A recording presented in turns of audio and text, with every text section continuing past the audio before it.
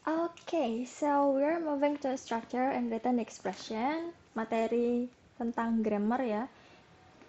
Untuk soal grammar di TOEFL test ada dua jenis. Tadi ada yang namanya structure dan yang kedua namanya written expression. Bedanya apa? Kalau structure itu soalnya di sebelah kiri ya, bentuk soalnya pilihan ganda. Jadi kita cari jawaban yang benar di pilihan A, B, C sampai D. Misalnya canaries yang benar. Oke, kita jawab A gitu. Terus kalau written expression ini beda. Cara jawabnya bukan cari yang benar, tapi cari yang salah. Jadi di soal nomor 20 cari yang salah A, B, C atau D. Maybe jawabannya misalnya um, A gitu ya. Jadi kita pilih yang salah itu A gitu. Jadi dua tipe soal ini cara kerjanya juga beda gitu ya. Jangan disamain karena susah. Tiap uh, soal yang berbeda itu cara dan tipsnya pun berbeda. Jadi jangan disamain ya. Kalau disamain nanti susah ngerjainnya. Oke, ini general tips sebelum kamu ngerjain soal TOEFL structure. Jangan translate setiap kata ke bahasa Indonesia, tapi harus pahami konteksnya. Jadi misalnya kalau punya soal yang panjang, jangan ditranslate kata per kata, tapi pahami konteksnya. Terus identifying words by their part of speech ini yang paling penting. Kadang orang yang belajar TOEFL nggak tahu tentang part of speech. Jadi please kalian harus tahu tentang part of speech sebelum jawab soal grammar. Dan yang terakhir, find the subject and the verb first. Jadi harus selalu cari subjek dan harus selalu cari verbnya. Kemudian di sini ada dua cara untuk milih jawaban. Yang pertama, kalian kalau udah langsung tahu, langsung aja. Kalau udah tahu ya, langsung pilih aja jawaban yang benar. Tapi kalau masih bingung, pakai metode eliminasi. Ini eliminasi ya. Jadi coret opsi yang salah, nanti kalau udah kesisa satu, berarti itu pilihan jawabannya gitu ya. Jadi kalau aku biasanya pakai eliminasi, karena kan susah ya, 4 pilihan jawaban kita mikir yang mana nih yang cocok sama soal gitu. Oke, kita pindah ke part of speech. Part of speech ini bukan bagian dari pidato, bukan gitu ya maksudnya. Part of speech itu adalah, kalau ditranslate ke bahasa Indonesia, artinya kategori kata. Kategori kata gimana maksudnya? Jadi dalam bahasa Inggris kan kita punya kalimat nih, misalnya I terus play. Sekarang yang jadi pertanyaannya adalah kata I ini kategorinya masuk apa gitu. Kata play kategorinya masuk apa gitu. Part of speech-nya apa? Nah, karena play ini adalah kata kerja, jadi dia masuknya verb. Kalau I ini adalah noun gitu ya. Terus aku tahunya dari mana? Kita bakal pindah ke slide selanjutnya buat belajar ini ya. Ini adalah materi yang sangat penting karena kalau kamu nggak tahu part of speech, kamu nggak bakal bisa jawab soal TOEFL structure ya. Kita mulai dari yang verb dulu. Verb, kalau kebanyakan orang bilangnya ini tuh kata kerja gitu ya. Tapi bukan cuma sekedar kata kerja doang gitu ya. Kenapa? Karena ada nih kata-kata yang kayak am, is, are, was, were, nunjukin pekerjaan nggak sih? Kan nggak ya, abstrak gitu ya. Jadi bukan yang verb itu kata kerja, oke, kata kerja aja gitu ya. Bukan. Jadi kita harus lihat definisi secara luas, yaitu kata yang menunjukkan aksi atau tindakan gitu ya. Dan di sini kita punya beberapa kategori, yang penting itu cuma yang 3 ini doang ya, karena bakal selalu diulang-ulang. Action verbs itu kata kerja yang menunjukkan aksi atau tindakan yang selalu kita pakai dalam kalimat tanpa kita sadari. Misalnya kita bilang, oh aku berlari, I run. Oh dia makan nasi gitu, she eats rice gitu ya. Terus dia main piano gitu, he plays piano. Jadi kata kerja ini yang paling sering kita temui, paling sering kita pakai, dan kita tahu, kita nyadar, oh ini kata kerja gitu. Kita kategoriin mereka ke action verbs. Terus ada juga yang kayak gini, am, is, are, was, were. Ini apa? Kalau dulu, bukan dulu sih, kalau di kelas-kelas biasanya kita belajar, oh ini to be gitu ya. Tapi part of speech-nya apa? Part of speech-nya ya verb lagi gitu ya. To be itu adalah verb. Tapi di sini term khususnya linking verb gitu ya. Kenapa dibilang linking verbs? Jadi to be itu kan biasanya kayak gini ya, dipakai dalam kalimat tuh kayak gini. I am misalnya pretty gitu ya, atau I am a student, atau misalnya she is a student gitu. Kenapa dia dibilang linking verbs? Karena dia ngehubungin si I dan pretty, kayak jembatan gitu ya. Kalau aku biasanya aku ganti kayak sama dengan. Linking verbs itu kayak verb yang fungsinya kayak sama dengan. I sama dengan pretty, I sama dengan a student. Aku siapa? Aku seorang siswa. Aku bagaimana? Aku cantik gitu ya. Jadi bisa diganti dengan simbol sama dengan. Itu kenapa namanya dibilang linking verbs ya. Kemudian ada lagi, next nih kita punya helping verbs. Apalagi? Jadi, helping dari kata help, membantu, artinya kata kerja ini adalah kata kerja pembantu. Pembantu gimana? Pembantu supaya tensesnya bisa terbentuk gitu. Misalnya kita punya kata have, bukan yang have, I have a cat gitu ya. Bukan yang kayak gini. Ini have ini kan memiliki gitu. Beda sama yang di sini ya. Kalau yang di helping verbs itu artinya I have played atau I have cooked misalnya, pakai verb 3. Nah ini have ini kan bukan memiliki ya, tapi artinya sudah. Makanya dia dibilang sebagai helping verbs karena kata have ini bukan memiliki, tapi artinya dia tuh membantu tenses buat terbentuk dengan baik. Membantu kalimat supaya kalimatnya bisa sesuai sama tenses gitu ya, sorry. Kalau kamu bisa tebak ini tenses apa, ini tensesnya present perfect ya. Nanti kita belajar tenses di bagian akhir. Present perfect. Terus had itu gimana? Ya had itu juga sama, will juga sama. Dia membantu untuk membentuk kalimat supaya kalimat itu tensesnya bisa sesuai dengan grammar yang benar. Misalnya I will go to school. I will, itu will kan artinya akan. Dia membantu untuk bikin tenses future gitu. Shall juga sama. Terus yang jadi highlightnya adalah am, is, are, was, were. To be ini, semua jenis to be. Kalau kamu ketemu segala jenis to be di dalam kalimat, nggak perlu mikir panjang, ini tuh masuk ke dalam verb. Jadi kalau nanti aku tanya kayak verbnya yang mana, kalau nemu am, is, are, was, were, ya udah itu verbnya gitu ya. Terus ini juga have, has, had, will, shall. Kalau nemu ini, berarti ini verbnya gitu ya. Jadi jangan bingung-bingung lagi. Terus ini cuma tambahan doang, transitive verb sama intransitive. Transitive itu kata kerja yang membutuhkan objek. Jadi kalau kita bisa bilang I bring, aku membawa. Aku membawa apa? Kan perlu objek ya setelahnya. Aku membawa buku misalnya. I bring a book. Terus intransitive ini nggak perlu objek. Jadi langsung aja I sleep. Gitu kan bisa. Perlu objek nggak setelahnya? I sleep a book. Gitu kan nggak bisa. I sleep a car. Nggak bisa. I sleep in, itu baru bisa. Nah ini kan beda lagi ya, nggak perlu objek langsung gitu ya. Yang tadi aku bilang objek perlu, objek nggak perlu, itu maksudnya objek langsung setelah kata kerjanya. Kalau sleep kan nggak perlu objek langsung setelahnya ya, pasti diawali oleh kata apa aja gitu. Itu bedanya, tapi highlightnya adalah cuman am, is, are, bla bla bla, terus have, has, had, will, shall. Ini harus diingat kalau mereka juga termasuk dalam verb gitu ya. Itu tentang verb. Kalau selanjutnya kita pindah ke adjective. Adjective ini sama juga pengertiannya, jangan mentok oke, adjective kata sifat, bukan gitu. Tapi kita harus ingat fungsinya.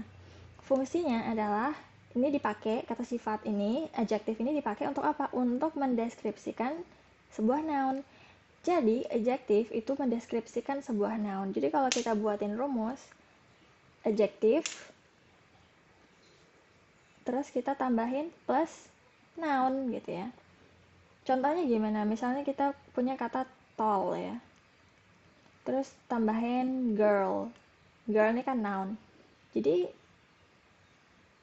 kelihatan kan ya, berarti kata sifat tall ini mendeskripsikan sebuah noun, mendeskripsikan noun girl ini. Jadi kalau kita cuma punya kata girl, itu kan noun doang. Girl yang mana? Kan kita nggak tahu. Jadi kata tall atau adjective ini memberikan deskripsi yang lebih detail tentang nounnya. Jadi cewek yang mana? Cewek yang tinggi gitu maksudnya. Itu fungsi dari adjective.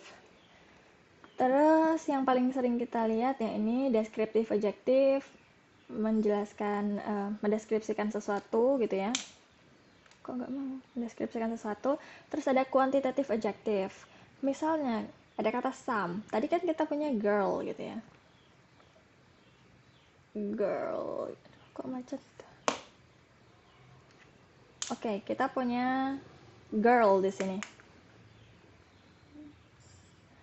And then kita tambahin misalnya some.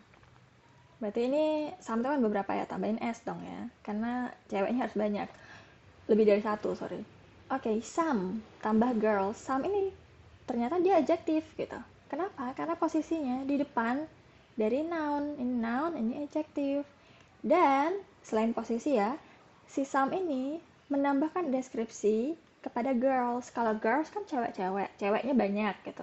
Tapi kalau ditambahin kata some, itu lebih spesifik lagi, beberapa gitu kan, beberapa cewek-cewek. Jadi bisa disimpulkan kalau adjektif tuh bikin noun lebih spesifik gitu ya. Kata much juga bisa, tapi kan nggak cocok sama girls ya. Kalau much misalnya much money gitu bisa. Terus ada demonstrative adjective. Demonstrative dari kata demonstrative itu artinya menunjukkan sesuatu ya. Makanya ada this, that, this, those, such, bla bla bla. Kata-kata ini kalau kita tambahin sama adjective, sama noun misalnya girl tadi ya. Misalnya kata that. Kalau girl doang kan cewek doang gitu ya. Cewek yang mana kita nggak tahu. Kalau tambahin that berarti itu, cewek itu. Lebih spesifik dong ya girlnya. Makanya dia bisa dibilang kalau that ini sebagai kata sifat gitu ya. Bisa nggak that ini part of speech-nya lain lagi gitu? Bukan adjektif. Bisa-bisa aja. Karena apa? Yang harus kalian ketahui adalah satu kata dalam bahasa Inggris, kata this ini misalnya, that itu misalnya, this dan lain-lain, itu part of speech-nya belum tentu cuma satu doang. Jadi kalau kita anggap, oh ini adjektif, nggak melulu itu bakal jadi adjektif. Mungkin nanti posisinya berubah, jadi part of speech-nya berubah juga gitu ya. Itu yang harus diingat. Satu kata dalam bahasa Inggris, part of speech-nya bisa lebih dari satu. Kalau masih bingung, aku contohin kata book. Apa yang muncul di kepalamu kalau aku bilang book? Pasti buku gitu kan ya. Part of speech-nya apa? Noun gitu. Tapi bisa nggak maknanya lain lagi? Bisa gitu. Book kita kan booking hotel, kita bilang book ya, memesan. Part of speech-nya apa? Kan dia bukan noun ya, tapi verb, memesan. Jadi satu kata ini, part of speech-nya bisa banyak. Tergantung kita pakainya di mana, posisinya gimana, artinya apa gitu ya. Jadi nggak samanya, oke, book itu noun doang ya. Atau this tadi noun, this itu cuma adjective doang gitu. Terus kita next ke bawah ada possessive adjectives. Dari katanya ya possessive. If I say that you're possessive, artinya berarti oke, kamu pengen memiliki banget gitu kan ya. Nah, ini kepemilikan. Nunjukin kepemilikan. Misalnya my, tadi girl, masih kata yang sama, girl. Kalau girl doang umum ya. Kalau aku bilang my girl, berarti cewekku gitu ya. Lebih spesifik dong ya. Sama kayak your, his, their, bla bla bla. Terus yang terakhir interrogative. Ini interrogatif itu artinya pertanyaan. Jadi adjektif yang dipakai untuk bertanya biasanya. Dari kata which misalnya. Which girl, which kan gak bisa ya. Misalnya aku ganti which ini aja. Which store atau which cafe. Oh, aku hilang. Which cafe do you like gitu ya. Sama kayak girl tadi, cafe itu kan ya kalau cafe doang ya umum general gitu. Kalau kita tambahin which itu lebih spesifik lagi, makanya ini dibilang sebagai adjective. Cafe ini sebagai noun karena si adjective ini menjelaskan cafe, cafe yang mana gitu. Meskipun kedengarannya kayak strange, weird gitu ya. Which cafe? Emang ada ya cafe ditambahin deskripsi oleh which gitu. Sebenarnya ada-ada aja gitu ya. Lebih spesifik gitu loh. Sama kayak yang lain, whose, how much, how many itu juga sama ya. How much money gitu. Kalau money doang ya udah general. How much money lebih spesifik dong ya. Jadi dibilang adjektif. Kalau adjektif kayaknya itu aja. If you have any questions you can just ask me ya. Dan kita pindah ke yang selanjutnya, noun. Ini sebenarnya part of speech bakal panjang banget ya, tapi ya you can still watch this karena this is important, the basic one. Kita pindah ke noun. Noun itu orang selalu bilang kata benda, tapi bukan benda doang. Kenapa? Karena orang classify noun sebagai kata benda yang kayak oke, benda doang gitu. Padahal enggak. Gimana dengan hal yang abstrak ya? Jadi di sini jangan mentok oke, noun kata benda. Ya benar sih noun kata benda, tapi penjelasannya beyond that ya, lebih dari itu. Jadi noun adalah sesuatu yang bisa dipegang, oke, yang bisa dipegang uang gitu. Bisa dilihat, misalnya teman-teman kamu bisa dilihat kan ya.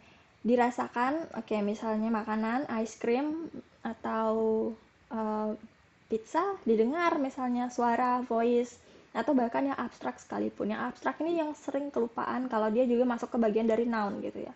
Contohnya apa? Yang abstrak nih. Ide itu abstrak. Freedom, kebebasan. Kamu bisa lihat kebebasan nggak? Bisa dipegang nggak? Bisa dirasain nggak? Bisa didengar? Nggak bisa. Love juga sama. Knowledge juga sama. Jadi mereka ini sebenarnya masuk ke noun, kata benda, tapi bukan yang benda gitu maksudnya. Karena mereka hal yang abstrak. Tapi tetap masuk ke noun ya. Terus yang paling gampang tuh biasanya person. Orang. Orang kan kita selalu tahu, oke, dia kata benda gitu. Dia noun. Teacher, doctor, cat gitu. Person kan bukan cat. Oke, person itu manusia. John nama orang juga noun ya. Terus place. Place itu park, city, school, house, apapun yang berkaitan dengan tempat. Entah itu di kota, di desa, dimanapun, pantai. Terus yang ketiga, thing. Thing ini book, car, apple, computer, chair, cat juga masuk sini. Karena kan tadi nggak mungkin jadi person ya, nggak mungkin jadi manusia. Oke, noun ini yang paling gampang sih penjelasannya karena ya emang kita udah tahu noun gitu ya. Tapi highlightnya adalah ini di bawah idea, sesuatu yang abstrak juga itu masuk ke noun karena banyak noun di TOEFL, soal TOEFL itu yang abstrak. Orang nggak tahu oke, dia ini apa gitu ya. Padahal udah jelas hal yang abstrak itu masuknya ke noun. Now we're moving to pronoun. If you know like tadi noun gitu ya. Nah, ini pronoun beda lagi. Noun kan tadi kata benda. Kalau pronoun apa? Kata ganti. Tapi bukan cuma sekedar kata ganti doang.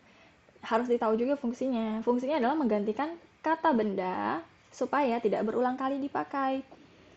Makanya di sini dibilang pronoun karena yang diganti itu noun gitu ya. Jadi kalau kata ganti pro tambah noun gitu ya. Pronoun kata ganti. Katanya biar nggak berulang-ulang kali dipakai gitu ya, supaya nounnya nggak berulang kali dipakai. Misalnya kita punya kata Elvina misalnya ya, buys an apple. Terus Elvina lagi gitu ya, likes the apple gitu ya. Terus bilang lagi the apple is red gitu. Ulang-ulang terus gitu ya. Kalau dalam bahasa Inggris ini kan nggak apa sih namanya, nggak apa ya, bisa dibilang terlalu bertele-tele. Bahasa Indonesia juga sebenarnya bertele-tele sih. Tapi kalau orang yang pakai bahasa Inggris terlalu peduli mungkin ya mereka, makanya kalau ada yang berulang kayak gini, mereka berusaha untuk menghilangkan. Elvina di sini tadi udah muncul sekali. Terus di sini muncul lagi sekali. Jadi gimana?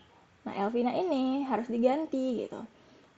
Apple di sini muncul sekali, terus muncul lagi 2 kali. Nah, apple yang kedua ini harus diganti gitu.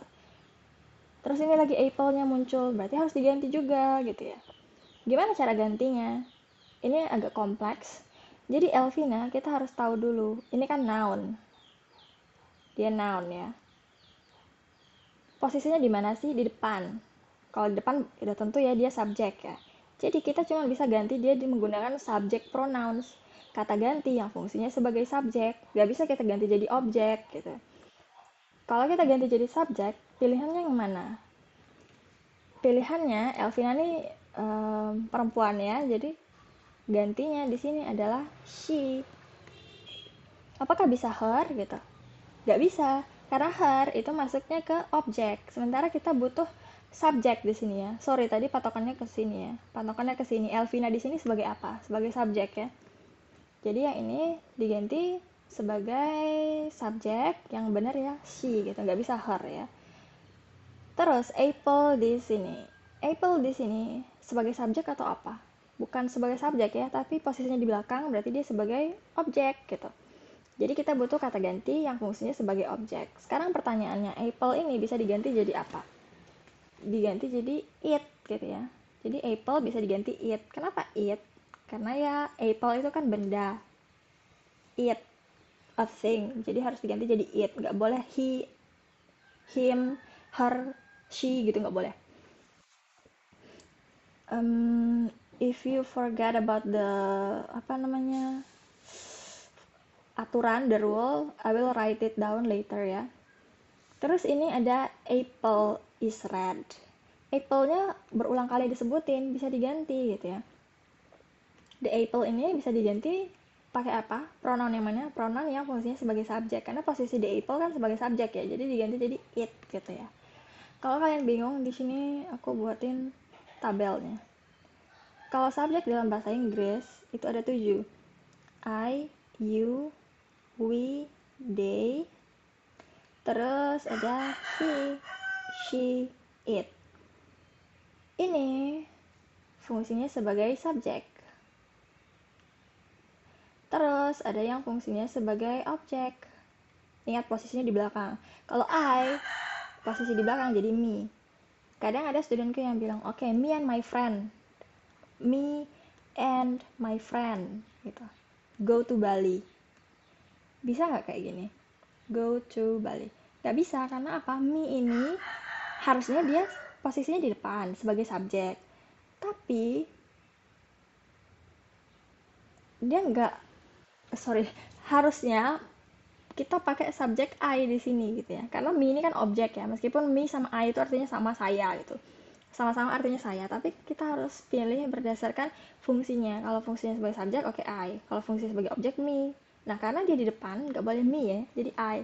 Tapi agak aneh gitu, I and my friend. Ya, emang agak aneh. Jadi makanya diputar my friend and I. Ini kalimat yang benar. My friend and I go to Bali.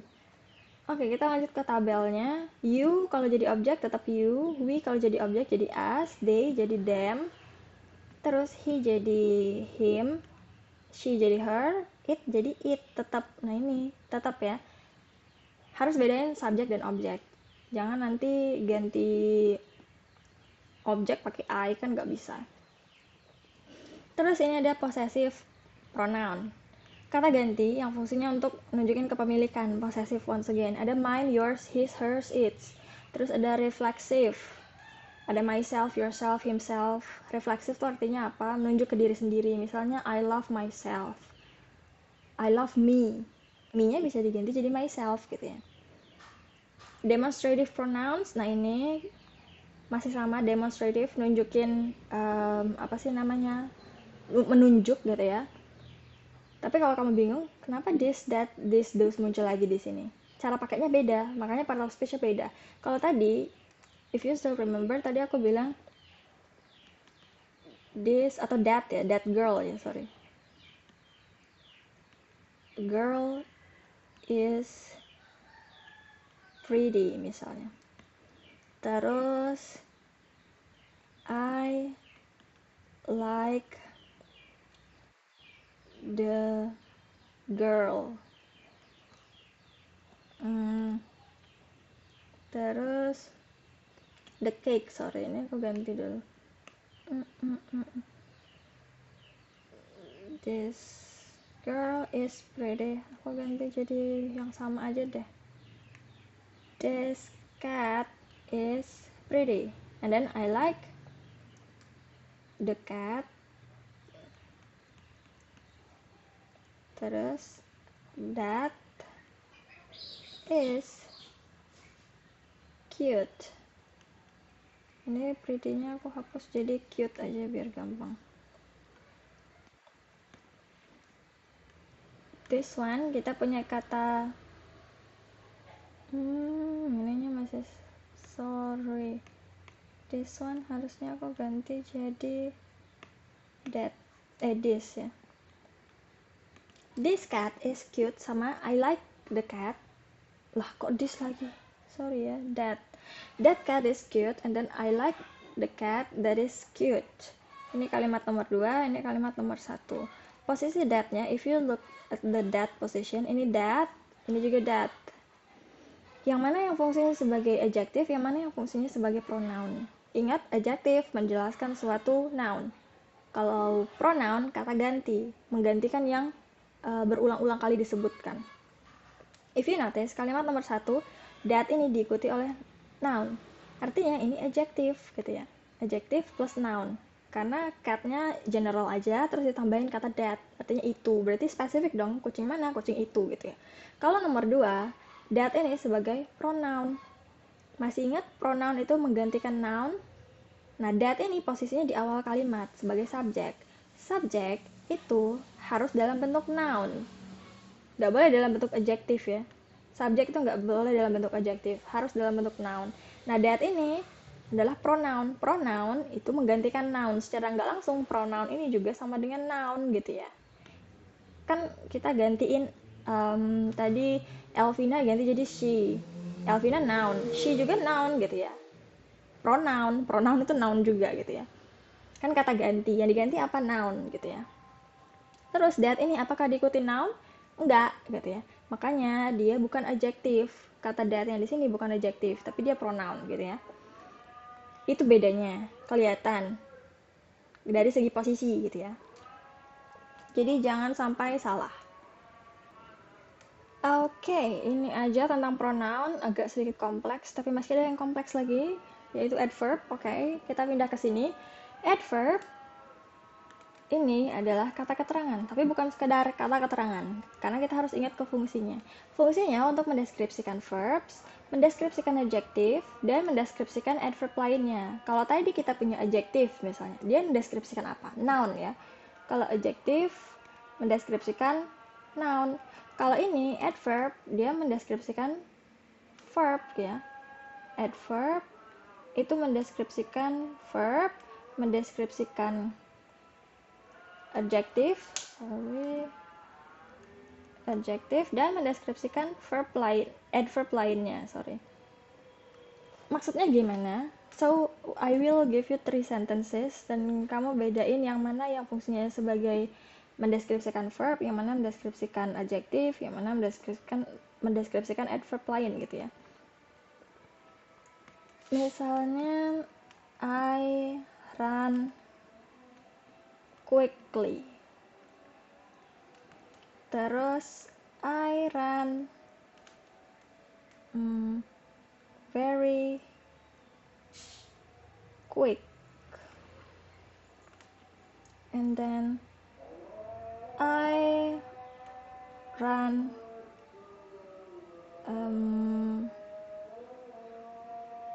very quickly. Tadi. I run apa lagi ya? Mendeskripsikan adjektif.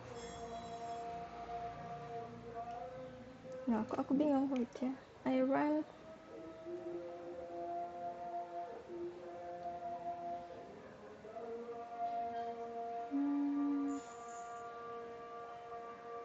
Oh, ini nggak bisa run.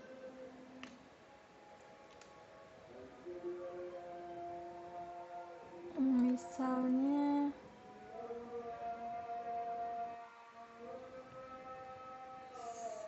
very lah. I am very happy. Okay, we have these 3 sentences. I give you some like 2 seconds to think. Yang mana yang fungsinya sebagai verb, yang mana adjektif, mana adverb ya. Tapi harus tahu dulu adverbnya yang mana. Nah, nomor 1 adverbnya yang ini, nomor 2 adverbnya ini, dan nomor 3 yang ini. Kalau I dan run udah jelas kan ya, I subject, run itu verb. I am juga jelas, I subject, am-nya verb. Udah, sekarang kita cek dari nomor 1, kalimat nomor 1. I run quickly. quickly di sini menjelaskan run. Gimana sih kamu berlari? Aku berlari dengan cepat. So, kalau kamu nge-translate adverb, biasanya aku saranin pakai kata dengan. Jadi aku berlari dengan cepat. Quickly artinya dengan cepat. Dia menjelaskan bagaimana kita berlari gitu ya. Nah, sekarang run ini adalah verb. Jadi di sini adverb ini ngejelasin apa dong? Ngejelasin verb ya. Jadi ini masuk ke konsep adverb bisa mendeskripsikan verb gitu ya. Terus yang nomor 2, I ran very quickly. Adverbnya yang mana?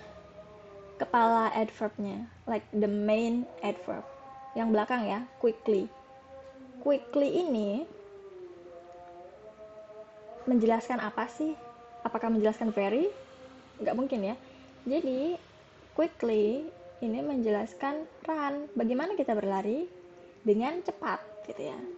Jadi, si quickly adverb ini menjelaskan verb. Oke, masih konsep yang pertama tadi. Adverb menjelaskan verb gitu ya. Terus very juga ini adverb ya. If you see this, mana ya ada very nggak di sini? Nah ini, degree, dia nunjukin ada very, ada to, ini sering muncul di soal TOEFL. Dia juga adverb. Tapi, dia menjelaskan apa sih? Menjelaskan verb juga? Enggak ya. So very, ini bukan menjelaskan run. Tapi very menjelaskan quickly. Jadi kalau aku bilang ini bertumpuk. Jadi banyak banget layernya. Very ini juga adverb, dia ngejelasin adverb lain, dia ngejelasin quickly. Jadi ini fungsinya yang ketiga ya. Adverb very menjelaskan adverb quickly gitu. Kalau ditanya kok bisa gitu ya iya. Quickly kan tadi dengan cepat, dia menjelaskan bagaimana kita berlari. Kita berlari dengan cepat. Terus kemudian tambahin lagi very spesifik dengan sangat cepat, very. Very ini menjelaskan mana ya? Quickly. Dengan cepatnya tadi ditambahin kata sangat, jadi dengan sangat cepat. Terus yang ketiga, kalimat nomor 3, I am very happy. Very ini katanya tadi adverb gitu. Dia ngejelasin apa? Ngejelasin am? Nggak mungkin gitu ya. Very ngejelasin si happy. Bagaimana kita bahagia? Sangat banget, terlalu gitu misalnya. Bagaimana aku bahagianya? Gimana sih bahagianya? Sebahagia apa gitu ya? Terlalu bahagia gitu, bahagia banget. Jadi happy ini adjective, very ini si apa sih namanya adverb ya. Adverb ngejelasin adjective. Jadi muncullah 3 deskripsi tadi yang adverb menjelaskan verb, menjelaskan adjective, dan ngejelasin adverb lain. Terus orang bilang kayak gini, oh cari yang ly aja, ly itu adverb gitu. Nggak salah, karena memang kebanyakan adverb itu berakhiran ly, tapi nggak semua yang berakhiran ly itu adverb. Misalnya kita punya kata friendly. Friendly ini apakah adverb? Bukan. Friendly ini adjective, artinya ramah. Kalau aku bilang I am friendly berarti aku ramah. Ly di sini bukan nunjukin kalau dia adverb gitu ya. Jadi nggak selamanya yang ly itu adalah adverb, tapi kebanyakan yang akhirannya ly itu adverb. Misalnya nih quickly, slowly, carefully, easily. Terus ada juga yang nggak pakai ly, misalnya well gitu ya, dengan baik. Terus ada adverb of time. Ada now, later, yesterday, tomorrow, soon. Terus ada place, here, there, and everywhere, bla bla bla. Jadi kata keterangan yang nunjukin tempat. Ada juga yang nunjukin frekuensi seberapa sering, always gitu ya. Cara pakainya gimana? Oke, now time. Misalnya I go now. Sekarang pertanyaanku, now ini menjelaskan mana? Menjelaskan go gitu ya. Perginya kapan? Sekarang. Makanya bisa dibilang dia adverb. Nah, sekarang ini masuk ke konsep mana? Konsep adverb ngejelasin verb, ngejelasin adjective atau adverb? Contoh lainnya kita bisa pakai ya always.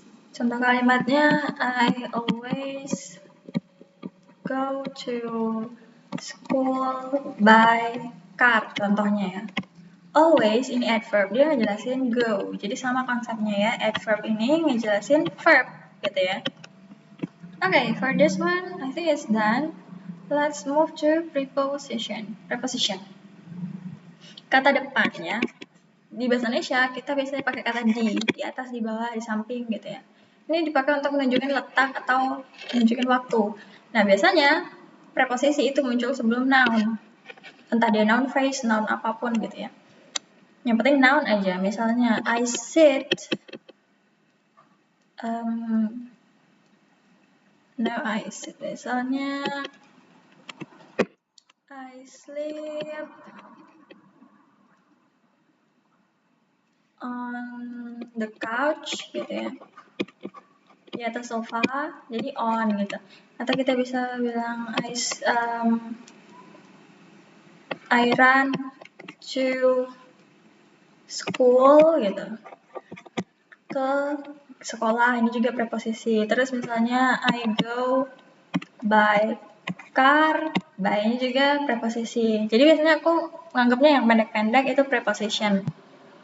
Misalnya nih ini lokasi ya, misalnya di atas, di bawah, di tengah-tengah, direction ini arah, mau kemana kayak tadi, dari mana, kemana, ke dalam atau keluar gitu ya.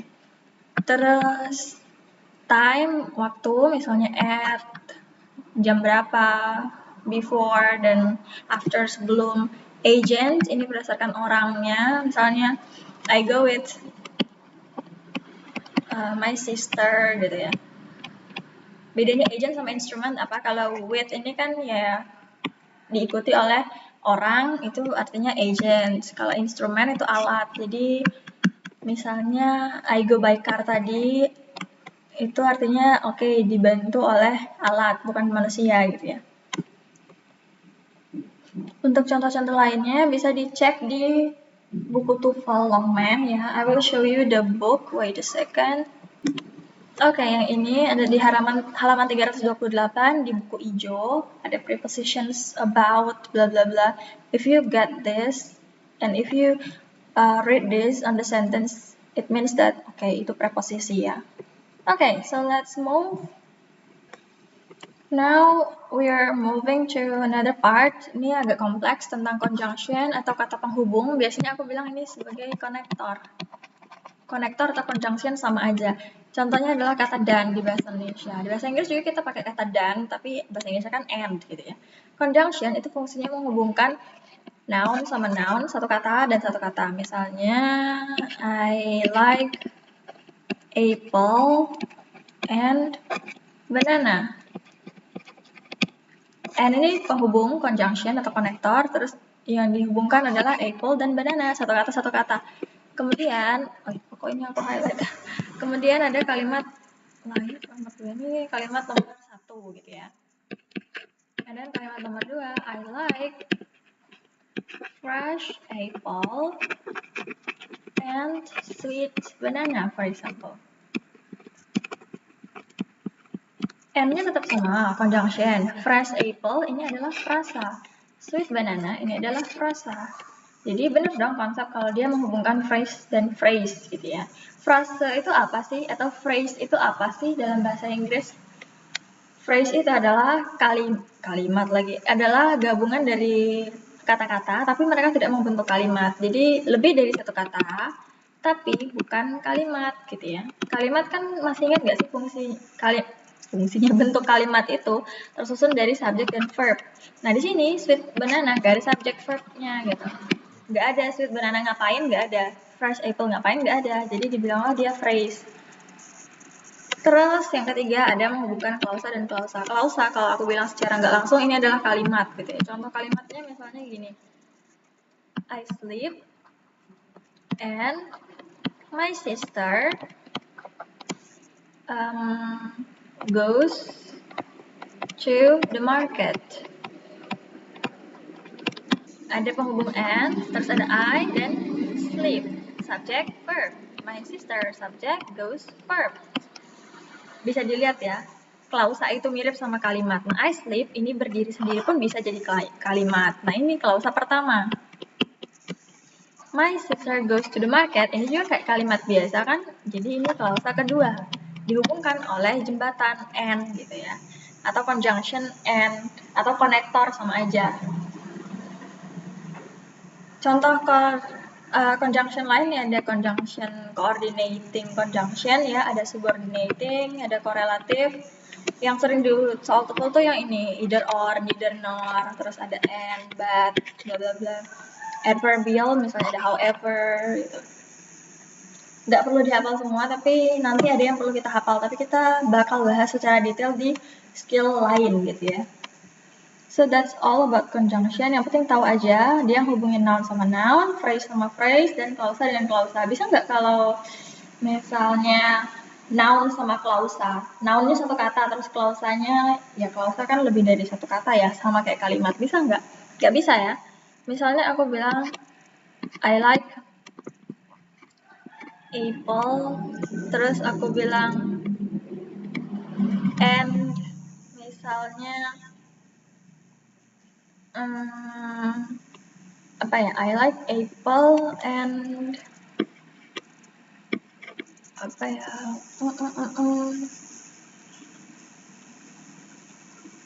go,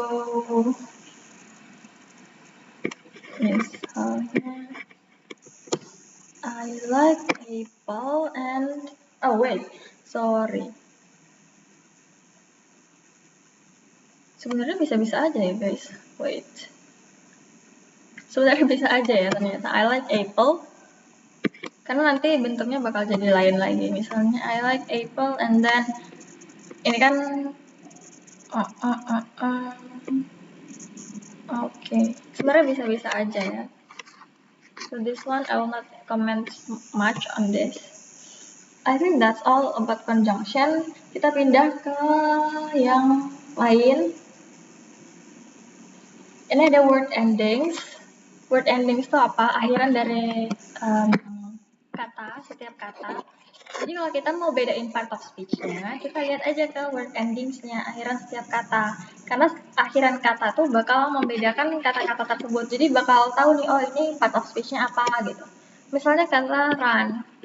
Run ini adalah root word-nya, kata dasarnya. Terus kita punya kata runner. Menurut kamu, runner ini part of speech-nya apa? Run ini part of speech-nya apa? Nah, run ini verb. Kalau runner ini noun. Kelihatan kan dari endingnya ada er. Terus misalnya ada kata play, terus player. Play ini verb gitu. Player ini noun, artinya juga beda ya. And player ini pemain. Kalau play kan bermain gitu. Jadi endingnya bisa bantu kita buat cari tahu, oh ini part of speech-nya ini gitu. Jadi lebih gampang. If you want to memorize this all, bisa aja gitu. Contoh lainnya nih ada kata creation. Creation itu kalau aku cari kata-kata lain yang berasal dari root create, itu ada banyak ya. Nah, create, if you can guess, create ini part of speech-nya apa? Ini root word-nya ya, kata asli dasarnya. Create ini verb ya. And then muncullah creation. Creation ini noun gitu ya. Akhirannya dari ion di sini. Ion atau tion ya sama aja ya. Pokoknya akhirannya ion, tion itu noun. Action juga noun. Terus ada creative. Creative ini part of speech-nya apa? Ada IV. Di sini ada nggak ending IV? Nggak ada ya. Endingnya IV itu masuk ke bagian adjective. So this one ada IV active, creative itu masuk adjective. Jadi that's why I say that this one is helpful for you if you want to memorize it. Kalau mau diingat, mau dihafal. Terus ada lagi kata lain, misalnya creator. Creator ini part of speech-nya apa? Tadi creative ini kan adjective ya. Kalau creator part of speech-nya apa? Gitu. Akhirannya OR, masuklah ke sini, ke noun gitu. Jadi gampang. Terus apa gunanya kita belajar part of speech? If you study part of speech, nanti kalau di bagian written expression, gampang buat cari tahu yang mana yang salah gitu. Jadi bukan untuk jawab soal yang pilihan ganda gitu, bukan cuma pilihan ganda doang, tapi yang ngaruh itu pasti bakal ngaruh banget, membantu banget di bagian written expression. Gitu ya. So, this one kayaknya udah, nggak ada lagi yang perlu dijelasin secara detail. Karena kalau dijelasin detail banget sekarang bakal menghabisin banyak waktu. Jadi kita lanjut ke skill-skill lainnya secara detail nanti aja. Okay, that's it then. So, see you in another video.